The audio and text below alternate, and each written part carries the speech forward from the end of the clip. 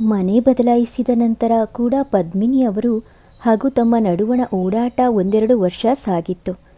ಈ ನಡುವೆ ಅವರೂ ಕೂಡ ಸ್ವಂತಕ್ಕೆ ಚಿಕ್ಕದೊಂದು ಫ್ಲಾಟು ತೆಗೆದಿದ್ದರು.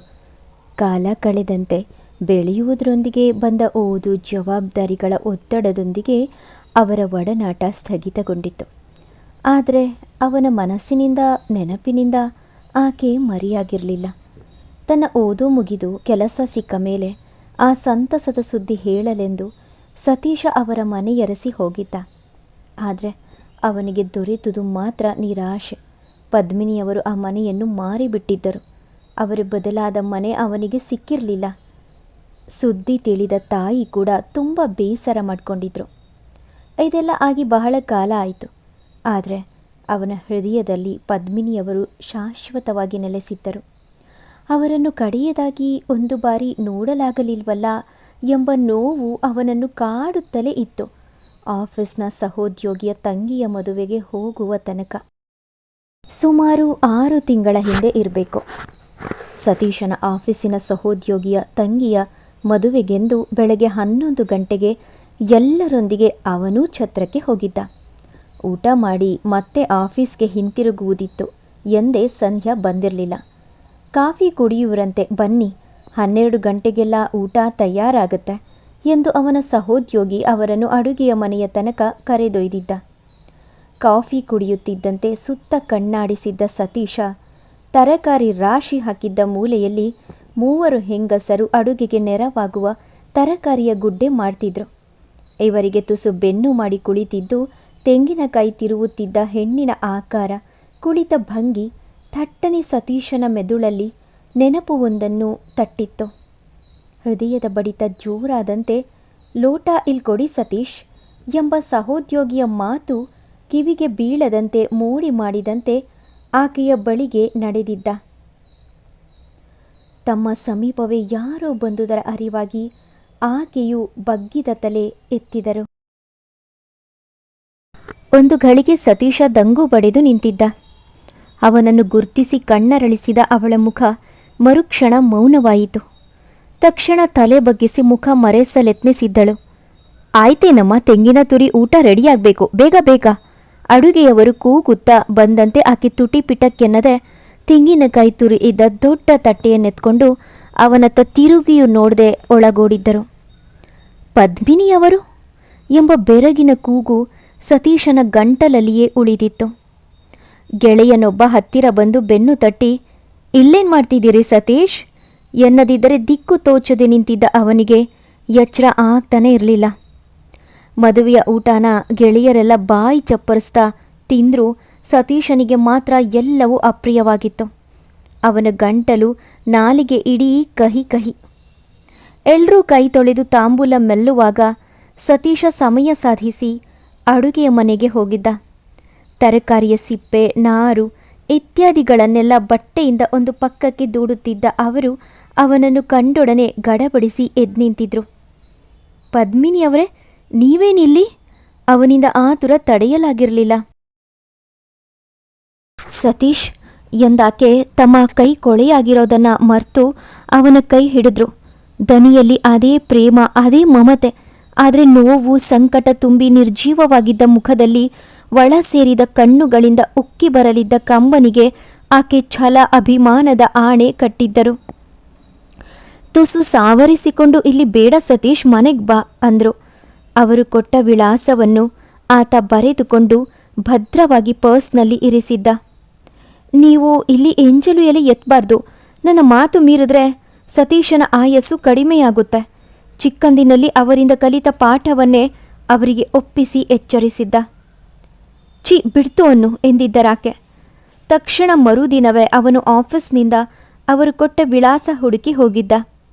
ಅದೊಂದು ದೊಡ್ಡ ಮನೆ.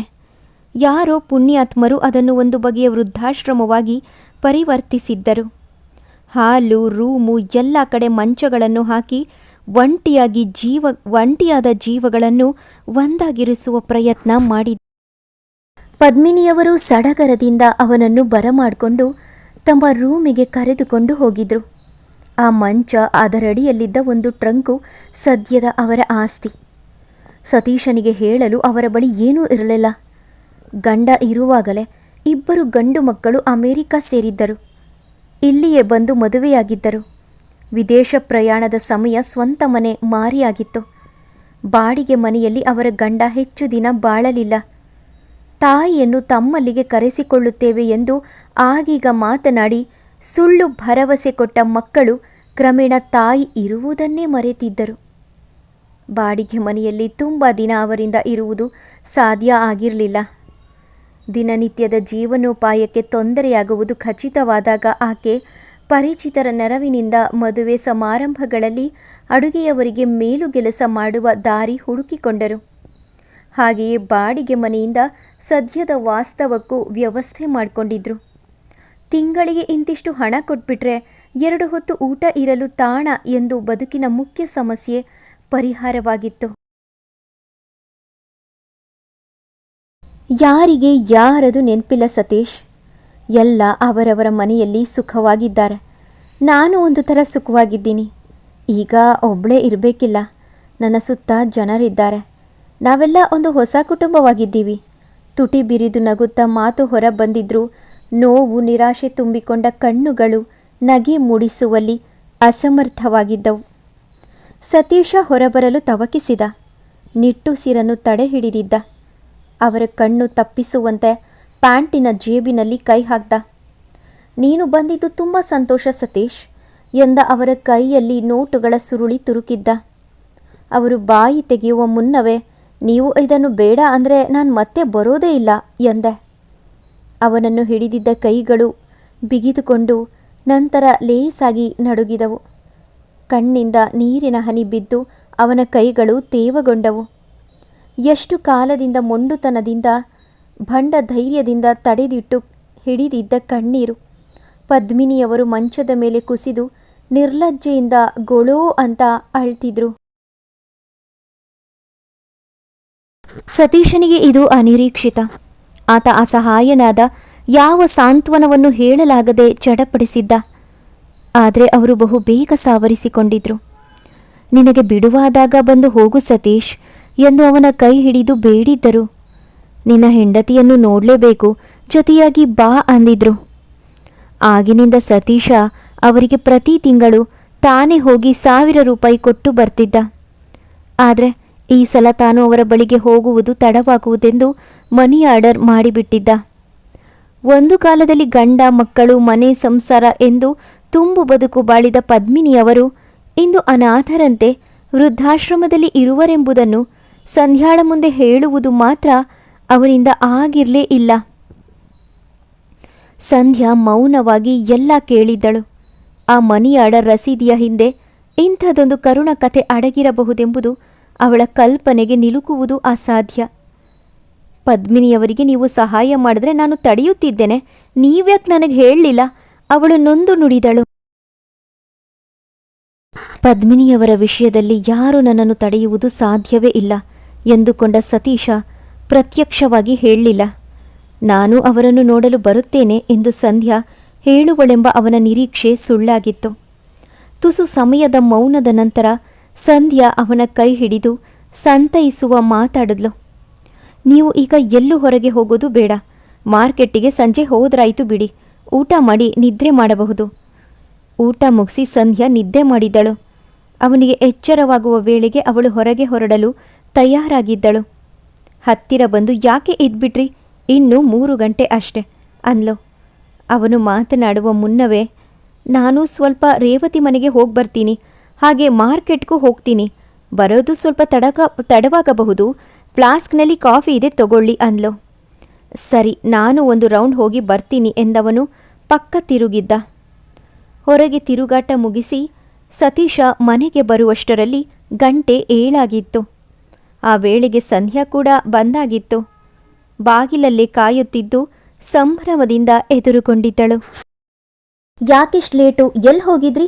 ಹೀಗೆ ಪಾರ್ಕಲ್ಲಿ ಸುತ್ತಾಡಿ ಕೂತು ಬಂದೆ ಎಂದವನು ಅಲ್ಲೇ ಕುರ್ಚಿಯಲ್ಲಿ ಕುಸಿದಿದ್ದ. ಯಾಕೋ ಮನಸ್ಸೇ ಸರಿಯಿಲ್ಲ ಅನ್ನಿಸ್ತು. ಸಂಧ್ಯಾ ಮಾತ್ರ ಯಾವುದೋ ಸಂಭ್ರಮದಲ್ಲಿದ್ದಳು. ಕೈಕಾಲು ಆಮೇಲೆ ತೊಳೆಯಬಹುದು, ಮೊದಲು ತಿಂಡಿ ತಿನ್ನಿ ಎಂದು ಒಳಗೋಡಿದಳು. ನನಗೀಗ ಹಸಿವಿಲ್ಲ, ತಿಂಡಿ ಬೇಡ ಅಂತ ಅವನು ಮಾತು ಅವಳ ಕಿವಿಗೆ ಬಿದ್ದಿರಲಿಲ್ಲ.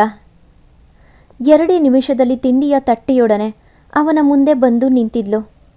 ತಟ್ಟೆಯನ್ನು ಅವನ ಮುಂದೆ ಮೇಜಿನ ಮೇಲಿಟ್ಟವಳೆ ಅಯ್ಯೋ ನೀರು ಮರ್ತೆ ತರ್ತೀನಿ ಅಂತ ಮಾಯವಾಗಿದ್ದಳು.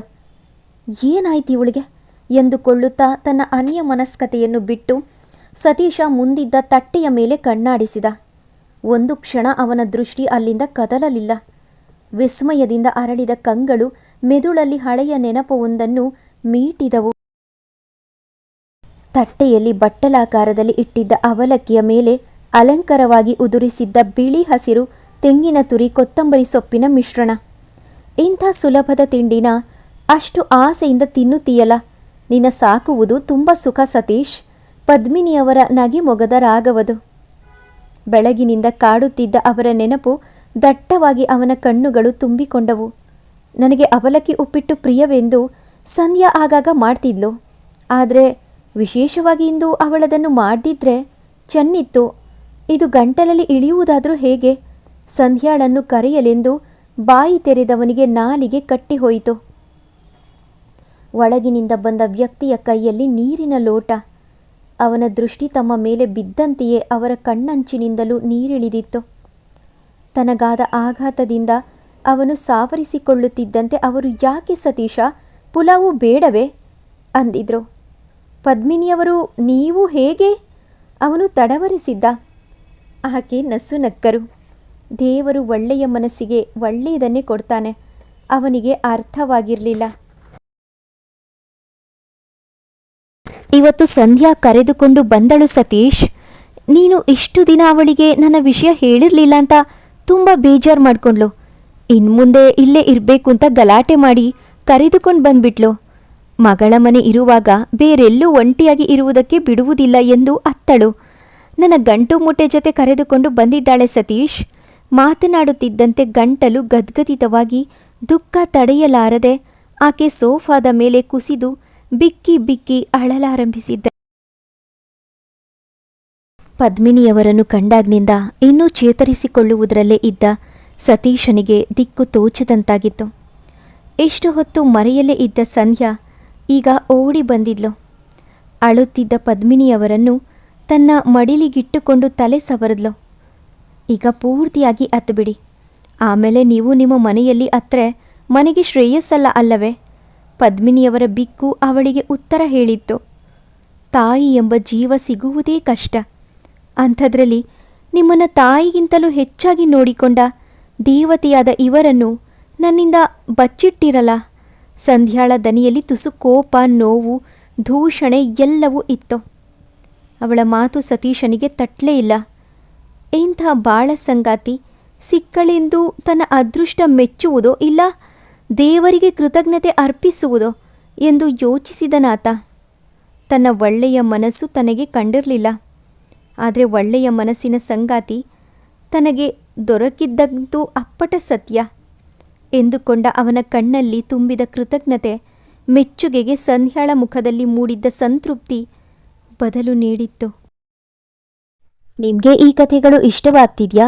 ಹಾಗಿದ್ರೆ ತಪ್ಪದೇ ಸಬ್ಸ್ಕ್ರೈಬ್ ಮಾಡಿ. ಕಥೆ ಇಷ್ಟ ಆಗಿದ್ರೆ ಲೈಕ್ ಮಾಡಿ. ನಿಮ್ಮ ಅನಿಸಿಕೆ ಅಭಿಪ್ರಾಯಗಳನ್ನು ಕಮೆಂಟಲ್ಲಿ ತಿಳಿಸಿ. ಕಥೆಯನ್ನು ಕೇಳಿದ್ದಕ್ಕೆ ಧನ್ಯವಾದಗಳು.